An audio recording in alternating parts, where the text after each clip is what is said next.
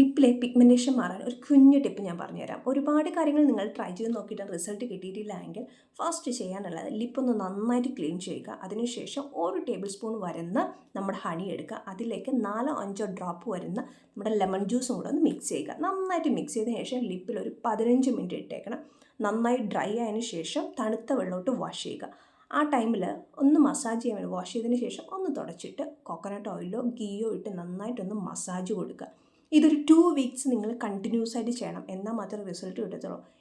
നിങ്ങൾ നൈറ്റാണ് ചെയ്യണമെങ്കിൽ അതിന് ശേഷം നിങ്ങൾ ലിപ്സ്റ്റിക്കോ ലിപ് ക്രീമോ ലിപ് ബാമോ ഒന്നും യൂസ് ചെയ്യേണ്ട.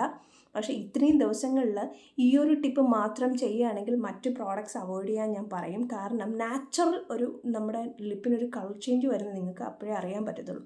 എങ്ങനെയാണ് നിങ്ങൾ ഇന്ന് സ്റ്റാർട്ട് ചെയ്യുന്ന ടൈമിൽ നിങ്ങളുടെ ലിപ്പ് എങ്ങനെയാണ് ഇരിക്കുന്നത് നോക്കുക. ഒരു 2 വീക്സ് കഴിഞ്ഞ് നിങ്ങളുടെ ലിപ്പിലെ ചേഞ്ചസ് നിങ്ങൾ നോക്കുക. ലിപ്പ് പിഗ്മെൻറ്റേഷൻ മാറാൻ ബെസ്റ്റ് ടിപ്പ് ഇതാണ്.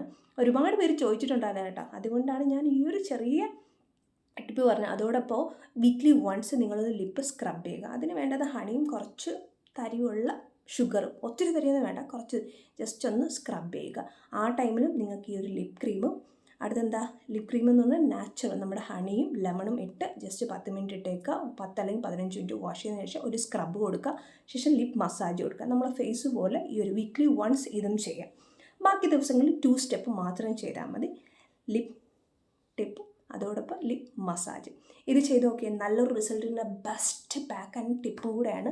ലിപ്പിൻ്റെ ചേഞ്ച് ഒരു 2 വീക്സ് കൊണ്ട് നിങ്ങൾക്കറിയാം. അപ്പോൾ ട്രൈ ചെയ്ത് നോക്കാൻ മറക്കരുത്. ബസ്സുമാണ് ലിപ് ക്രീം ഏതാണെന്നല്ല അല്ലെങ്കിൽ ലിപ് ബാം ഏതാണെന്ന് ഞാൻ ടാഗ് ചെയ്തേക്കാം, ഒന്ന് നോക്കിയേക്കാം.